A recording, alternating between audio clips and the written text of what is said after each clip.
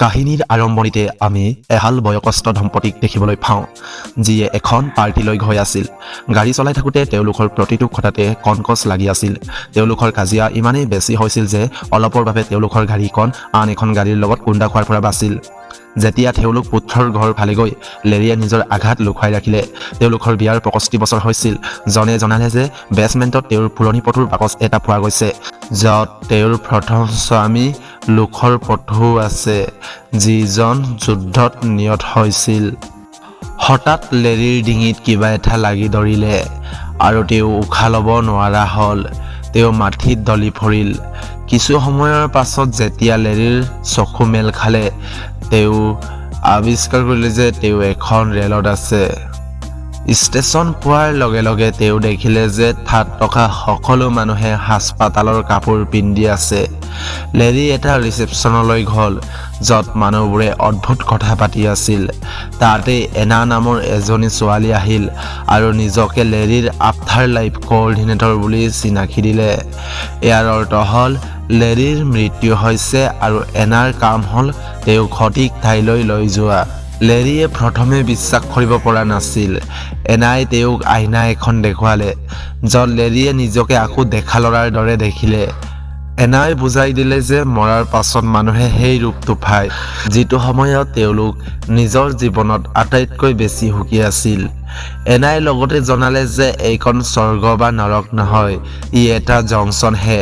ইয়াৰ পৰা মানুহে নিজৰ পৰৱৰ্তী জীৱন বাছি ল'ব লাগিব, কিন্তু এবাৰ বাছি লোৱাৰ পাছত তাক সলনি কৰিব নোৱাৰি। লেৰীয়ে বাৰে বাৰে নিজৰ পত্নীৰ ওচৰলৈ যাবলৈ জিদ ধৰাত এনাই তেওঁক চৰে এটা মাৰিলে। এনাই তেওঁক এটা অস্থায়ী কোঠালৈ লৈ গ'ল, য'ত তেওঁ 7 দিন থাকি নিজৰ পৰৱৰ্তী জীৱনৰ সিদ্ধান্ত ল'ব পাৰিব। যদি নিয়ম ভংগ কৰে তেন্তে তেওঁক ভৈদ নামৰ অন্ধকাৰ ঠাই এখনলৈ পঠিয়াই দিয়া হ'ব। লেৰীয়ে জংচনত ঘূৰি থাকোঁতে বাৰ এখনত লোকক লগ পালে, যিয়ে তাত কাম কৰি আছিল। কথা পাতি লেৰীয়ে গম পালে যে লোক আন কোনো নহয়, তেওঁৰ পত্নীজনৰ প্ৰথম স্বামী, যিজনৰ মৃত্যু যুদ্ধত হৈছিল। লোকৰ লগত নিয়মবোৰৰ বিষয়ে কথা পতাৰ পাছত লেৰীয়ে ঠিক কৰিলে যে তেওঁ জনৰ মৃত্যু নোহোৱালৈকে ইয়াতে অপেক্ষা কৰিব। লেৰীয়ে জনৰ বাবে এখন ধুনীয়া ঘৰ সজাই অপেক্ষা কৰি থাকিল। এদিন জনৰো কেঞ্চাৰত মৃত্যু হ'ল আৰু তেওঁ জংচনলৈ আহিল। কিন্তু সমস্যাটো হ'ল, জনে যেতিয়া ৰেলৰ পৰা নামিল, তেওঁক আদৰিবলৈ লোক আগতেই তাত উপস্থিত আছিল। লোকে জনৰ বাবে 67 বছৰ অপেক্ষা কৰি আছিল। জনে নিজৰ প্ৰথম প্ৰেমিক লোকক দেখি আৱেগিক হৈ পৰিল।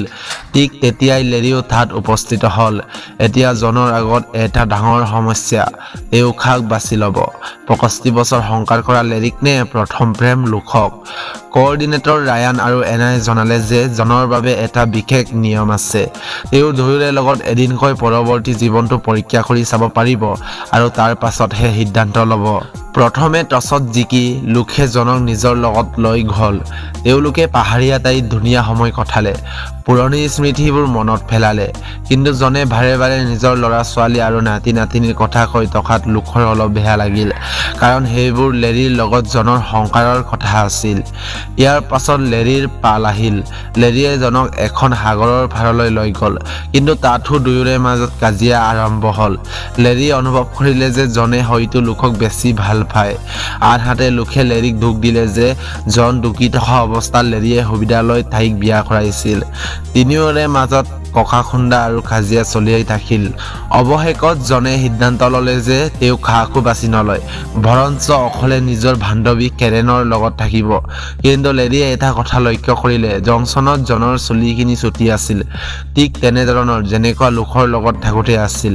ইয়াৰ অৰ্থ হ'ল লোকৰ লগত কটোৱা সময়খিনিয়েই জনৰ জীৱনৰ আটাইতকৈ সুখৰ সময় আছিল।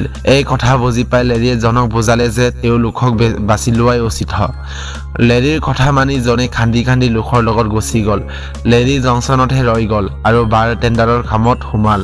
লোকৰ লগত জনৰ নতুন জীৱন আৰম্ভ হ'ল। কিন্তু কিছুদিন যোৱাৰ পাছত জনৰ আমনি লাগিবলৈ ধৰিলে। লোকৰ লগত জীৱনটো বৰ নিখুঁত অৰ্থাৎ পাৰফেক্ট আছিল, কিন্তু তাত বাস্তৱৰ সুখ দুখৰ মিশ্ৰণ নাছিল। জনে বুজি পালে যে 65 বছৰীয়া সংসাৰত লেৰীৰ লগত কৰা কাজিয়া, মৰম আৰু সংগ্ৰামখিনিয়ে আছিল আচল প্ৰেম। লোক আছিল কেৱল যৌৱনৰ এটা ধুনীয়া স্মৃতি। জনে লোকক ক'লে যে তেওঁ লেৰীৰ ওচৰলৈ ঘূৰি যাব বিচাৰে। লোকে প্ৰথমে খং কৰিলেও শেষত বুজি পালে আৰু জনক পলাই যোৱাত সহায় কৰিলে। জনে স্মৃতিৰ দুৱাৰ পাৰ হৈ গাৰ্ডৰ চকুৰ পৰা বাচাই পুনৰ জংচনলৈ পলাই আহিল। জংচনলৈ আহি জনে লেৰীক ভাৰত কাম কৰি থকা অৱস্থাত বিচাৰি পালে। লেৰী আচৰিত হ'ল। জনে ক'লে, মই নিয়ম ভাঙি পেলাই আহিছো, মোৰ লগত তুমিও ফচিব পাৰা। লেৰীয়ে একো নভবাক হৈ ক'লে, ভলা। শেষত দুয়োৱে এনে এটা জীৱন বাছি ল'লে যিটো একেবাৰে তেওঁলোকৰ পুৰণি ঘৰখনৰ দৰে আছিল। সেই একেই সাধাৰণ সংসাৰ য'ত তেওঁলোকে গোটেই জীৱনটো কটাইছিল। ধন্যবাদ। ভিডিঅ'টো ভাল লাগিলে ছাবস্ক্ৰাইব কৰিব চেনেলটো।